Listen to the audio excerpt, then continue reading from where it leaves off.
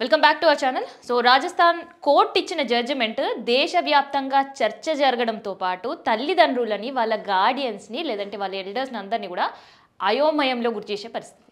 ఇందకి ఇచ్చిన జడ్జిమెంట్ ఏంది అంటే ఆ రాజస్థాన్ కోటా అనే ప్లేస్ నుంచి 18 ఏళ్ల యువతి 19 ఏళ్ల యువకుడు కోర్టును ఆశ్రయించారు, మాకు రక్షణ కల్పించండి అని. ఇంతకీ వీళ్ళు చేసిన నిర్వాహకం ఏందనేది కూడా మీకు చెప్తాను నేను.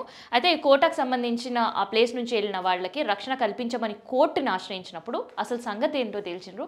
అండ్ దాంతోపాటు వాళ్ళిద్దరు కూడా 2025 ఆగస్టు నుంచి మేము లివింగ్ రిలేషన్షిప్లో ఉన్నాం, మా ఇద్దరి అనుమతితోటే మేము ఒప్పుకొని ఒక లివింగ్ రిలేషన్షిప్ కంటిన్యూ చేస్తున్నాం.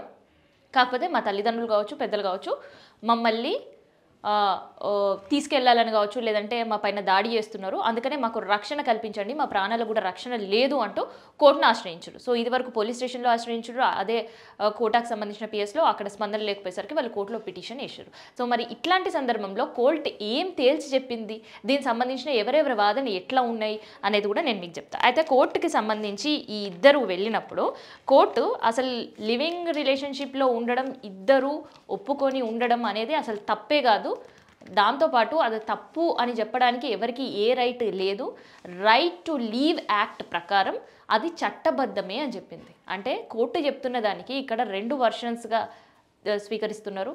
ఎందుకు ఇంత చర్చ జరుగుతుంది అంటే ఎవరైతే లివింగ్షిప్లో ఉండాలి అనుకునే వాళ్ళందరూ కూడా అట్లీస్ట్ ఒక ఏజ్ గ్యాప్ ఉంటుంది కదా, వీళ్ళు మైనర్లు కదా అని ఆలోచించేవాళ్ళు. అసలు మైనర్లు లేదు, మేజర్లు లేదు, మీకు రైట్ ఆఫ్ లీవ్ ఉంది కాబట్టి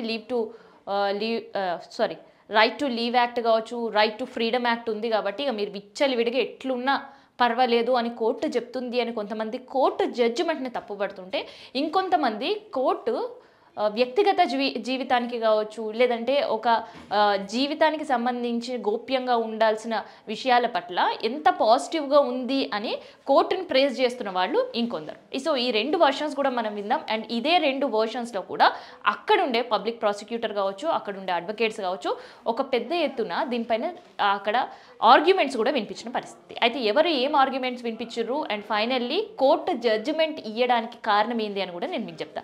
అయితే ఎప్పుడైతే వీళ్ళు మాకు రక్షణ కల్పించండి, మేమిద్దరం కూడా సహజీవనం చేస్తున్నాము కానీ మా పెద్దల వల్ల మాకు హాని ఉంది, ప్రాణహాని ఉంది అని కోర్టును ఆశ్రయించినప్పుడు అక్కడ పబ్లిక్ ప్రాసిక్యూటర్ వీళ్ళిద్దరిలో 19 ఇయర్స్ మాత్రమే ఉన్నాయి, ఈయన పెళ్లికి అర్హుడు కాదు, అట్లాంటప్పుడు లివింగ్ రిలేషన్షిప్లో ఉండడం కూడా తప్పే, సో ఈ పిటిషన్ని కొట్టేయండి అంటూ పబ్లిక్ ప్రాసిక్యూటర్గా ఉండే వివేక్ చౌదరి దీన్ని కోర్టు ముందు పెట్టారు. అయితే దాన్ని అసలుకి ఆయన చేసిన వాదనే కాదు అంటూ రాజస్థాన్ కోర్టులో అనూప్ దండ్ అనే అడ్వకేట్ కోర్టు ముందు ఇంకొక విషయం ఉంచిండు. అదేంటిది తెలుసా?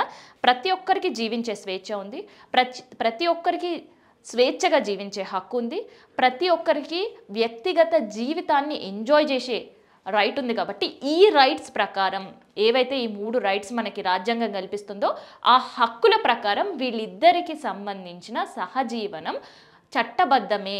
సో అది చట్ట వ్యతిరేకం కాదు, లేదంటే వాళ్ళ ఏజ్తో వాటిని ముడిపెట్టొద్దు అంటూ వాదించాడు. సో దానికి కోర్టు ఏకీభవిస్తూ ఆ జడ్జిమెంట్ని ఇవ్వడం జరిగింది. అంటే ఈ జడ్జిమెంట్లో సారాంశం ఏంది అంటే ఏజ్తో సంబంధం లేకుండా సహజీవనం ఎవరైనా చేయొచ్చు. ఇప్పటికే కంపు కొడుతున్న కోలివింగ్ హాస్టల్స్ ఒకవైపు అండ్ మెచ్యూరిటీ లేని ఏజ్లో సహజీవనం చేస్తూ పిల్లల్ని గంటున్న ఇంకొక వైపు. సో ఇట్లాంటి సందర్భంలో రాజస్థాన్ కోర్టు ఇచ్చిన తీర్పు ఎట్లా ఉంది అంటే ఇక భవిష్యత్తులో కూడా ఎవరైనా సరే ఇక ఇట్లాంటి రిలేషన్షిప్లో ఉంటే ఆ రాజస్థాన్ కోర్టు ఇచ్చింది కదా, సో ఇప్పుడు తెలంగాణలో ఉండే కోర్టు కూడా దాన్ని అమలు చేయాలి అని కోర్టు మెట్లు ఎక్కే పరిస్థితికి అయితే వచ్చింది.